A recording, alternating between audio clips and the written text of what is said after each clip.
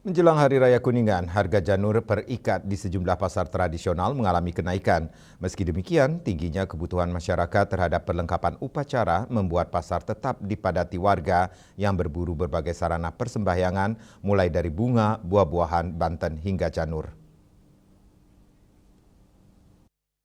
Menjelang Hari Raya Kuningan, ribuan warga memadati sejumlah pasar untuk membeli berbagai kebutuhan upacara. Beragam perlengkapan persembahyangan tersedia mulai dari bunga, buah-buahan, hingga banten hari raya. Salah satu komoditas yang mengalami peningkatan permintaan adalah janur. Kebutuhan masyarakat yang meningkat menjelang Hari Raya Kuningan turut berdampak pada kenaikan harga janur di pasaran. Pedagang janur asal Karangasem, Nyoman mengatakan harga janur mengalami kenaikan dibandingkan hari biasa. Harga jual disesuaikan dengan jenis janur, yakni berkisar antara Rp18.000 hingga Rp20.000 per ikat. Dari hari biasanya ada peningkatan. Harganya paling yang ada yang 18, macam-macam tergantung janur dari mana itu. Ada yang 18, ada yang 17, ada yang sampai 20. Ada dari Probolinggo, dari Malang ada.